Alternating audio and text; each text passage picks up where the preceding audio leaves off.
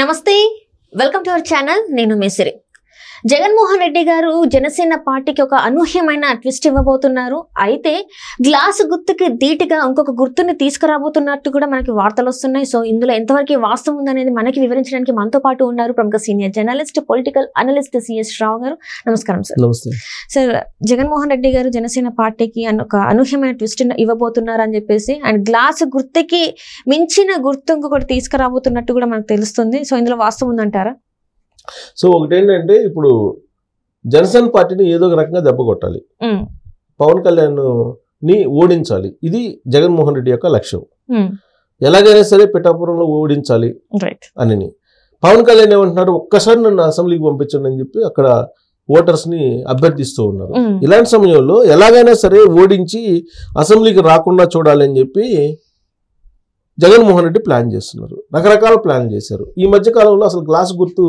Free symbol అయిపోయింది common symbol రావట్లేదు జనసేన పార్టీకి అని చెప్పారు ఎట్టకేలకు ఎలక్షన్ కమిషన్ కి సంబంధించి ఒక లెటర్ పెట్టారు ఆ లెటర్ యాక్సెప్ట్ చేసినట్టున్నారు ఇంకా అఫీషియల్ గా అయితే చేసినట్టు ఇంకా రాలేదు కానీ కామన్ సింబల్ అయితే గ్లాస్ గుర్తు జనసేన పార్టీకి ఉండేటువంటి అవకాశం ఉంది ఎందుకంటే ఎన్డీఏలో భాగస్వామ్యం ఉంది కాబట్టి ఢిల్లీలో కూడా ఎంతకంత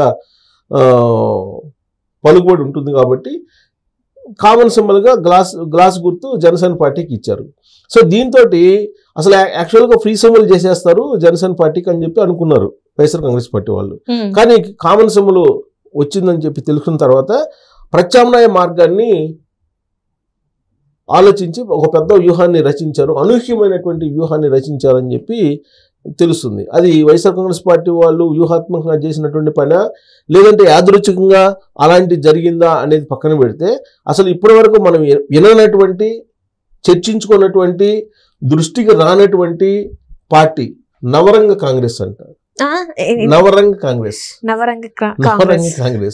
సో ఈ నవరంగ కాంగ్రెస్ ని ఎక్కడ పట్టారో తెలియదు ఆ నవరంగ కాంగ్రెస్ కి కామన్ సింబల్ ఇచ్చారు విచిత్రంగా ఎలక్షన్ కమిషన్ కామన్ సింబల్ ఇచ్చారు ఆ ఎలక్షన్ కమిషన్ ఇచ్చిన కామన్ సింబల్ ఏందో తెలుసా బకెట్ సో నేను మొబైల్లో చూపిస్తాను ఇది క్లోజప్ లో చూపించే ప్రయత్నం చేయని క్లోజప్ లో చూపించు ఇదిగో ఇవి ఇక్కడ బకెట్ గుర్తుంది ఇక్కడ ఇదేమో గ్లాస్ గుర్తేమో జనసేన పార్టీది బకెట్ గుర్తేమో Navrang Congress so bucket glass రెండు ఒకటేలాగా కనిపిస్తున్నాయా లేదా సింబల్ చూడటానికి అంటే రేపు ఎలక్షన్ లో ఓటు వేసేటప్పుడు జనసేన పార్టీ ఓట్లని ఎంతో కొంత కొల్లగట్టాలి చీల్చాలి సో ఈ రెండు కనుక చూస్తే మనకి అర్థం అవుతుంది ఈ రెండు సింబల్స్ కనుక చూస్తే కనుక మనకి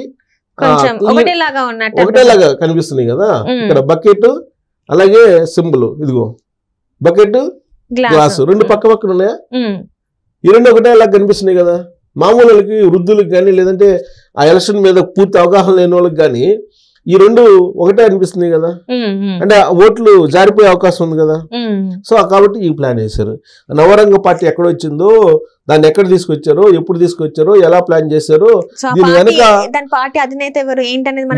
దాని డీటెయిల్స్ ఇంకా చూడాలి దాన్ని పార్టీ మాత్రం ఉంది నవరంగ పార్టీ దాన్ని ఎవరు స్థాపించారు ఏంటి ఇవన్నీ కూడా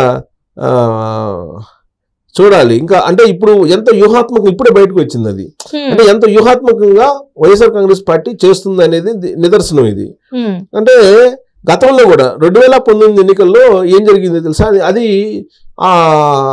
ఆ ప్రయత్నం చేసింది అప్పుడు కావాలని చేశారు జగన్మోహన్ రెడ్డిని అప్పుడు కూడా కేఏ పాల్ ఆరోపించారు ఏం చెప్పారు కేఏ పాల్ కి కామన్ సింబల్ ఇచ్చారు ఏం గుర్తిచ్చారు హెలికాప్టర్ గుర్తిచ్చారు సో హెలికాప్టర్ సంబంధించి ఫ్యాన్ ఉంది కదా ఆ ఫ్యాను అలాగే ఆ ఫ్యాన్ తో పాటు ఈ ఫ్యాను జగన్మోహన్ రెడ్డి ఫ్యాన్ ఈ రెండు ఈక్వల్ గా ఉన్నాయి దెబ్బతీయడానికి నాకు ఇచ్చారని చెప్పారు అలాగే దాదాపు 30-40 కాన్స్టిట్యున్సీల్లో ఈ వైఎస్ఆర్ కాంగ్రెస్ పార్టీకి సంబంధించినటువంటి పేర్లు ఏదైతే ఉన్నాయో లేదంటే ఈ ప్రజాశాంతి పార్టీ కేఏ పాల్ ఏవైతే పేర్లు పెట్టారో అదే పేర్లతోటి సేమ్ పేర్లు అంటే వాళ్ళ పేర్లు కూడా ఇంటి పేర్లతో సహా సేమ్ పేర్లతోటి నామినేషన్లు వేయించేటువంటి ప్రయత్నం చేశారు అభ్యర్థులు కూడా ప్రకటించారు అప్పుడు సో అప్పుడు గొడవ వేసింది ఇది నవరంగ్ కాంగ్రెస్ పార్టీ ఇది మహమ్మద్ తయాబుద్దీన్ అంట ప్రెసిడెంట్ తెలంగాణ స్టేట్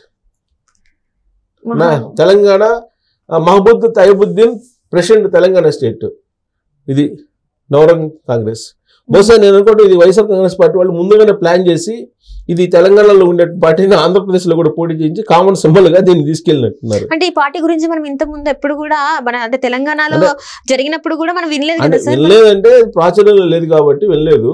సో ఆ పార్టీని తీసుకొచ్చి ఇప్పుడు గ్లాస్ ని దెబ్బ కొట్టేటువంటి ప్రయత్నం వైఎస్ఆర్ కాంగ్రెస్ పార్టీ చేస్తూ ఉంది. అంటే ఇప్పుడు అక్కడ ఆంధ్రాలో కూడా ఇదే పార్టీ కామన్ సింబల్ ఇచ్చారు. నవరంగ్ కాంగ్రెస్ పార్టీకి కూడా కామన్ సింబల్ ఇచ్చారు. ఇంకొక ఆశ్చర్యకర విషయం చెప్పిన పిఠాపురంలో ఈ నవరంగ్ కాంగ్రెస్ పార్టీ తరఫు నుంచి పవన్ కళ్యాణ్ పోటీ చేస్తున్నారు. సేమ్ పవన్ కళ్యాణ్ అనే పేరు ఉన్నటువంటి వ్యక్తిని పెట్టారు. ఆ వ్యక్తి చేత నవరంగ్ కాంగ్రెస్ పార్టీ నుంచి పోటీ చేస్తున్నారు. పేరు పవన్ కళ్యాణ్, సింబల్ బకెట్. ఇక్కడ జనసేన పార్టీకి పవన్ కళ్యాణ్, సింబల్ గ్లాస్. ఇంకొక ఆశ్చర్యకర విషయం చెప్పిన ఇప్పుడు తెనాలి ఉంది, నాదెండ్లో మనోహర్ పోటీ చేస్తున్నారు జనసేన పార్టీ నుంచి. నాదెండ్లో మనోహర్ పోటీ చేస్తున్నారు సేమ్ మనోహర్ పేరుతోటి. మనోహర్ పేరుతోటి నవరంగ్ కాంగ్రెస్ బకెట్ గుర్తు.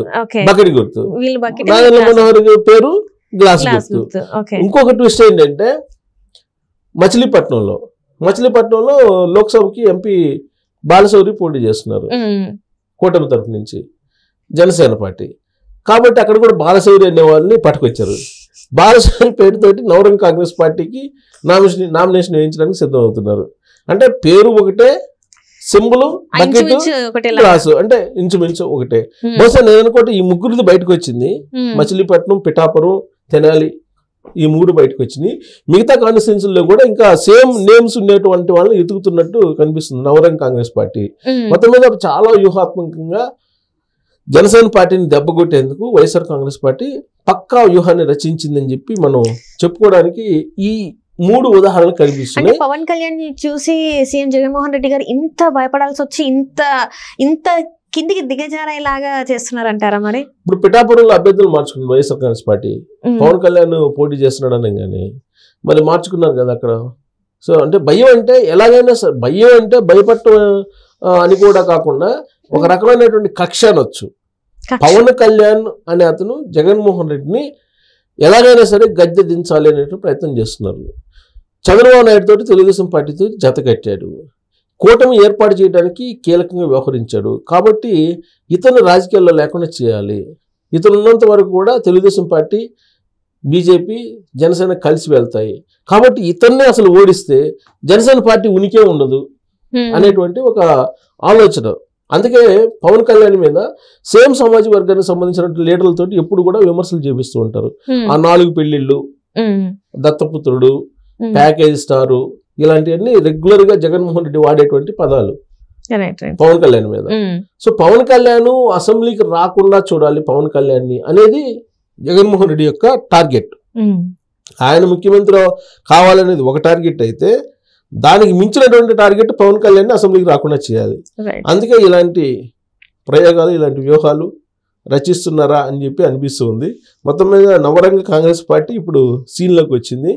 పేర్లు ఎత్తుకుతున్నారు. మిగతా 21 అసెంబ్లీలో చేస్తున్నారు కదా ఇది జనసేన పార్టీ. ఇప్పటి వరకు బయటకు వచ్చినాయి పవన్ కళ్యాణ్ పట్టుకొచ్చారు, మనోహర్కి మనోహర్ని పట్టుకొచ్చారు, బాలశౌరికి పట్టుకొచ్చారు.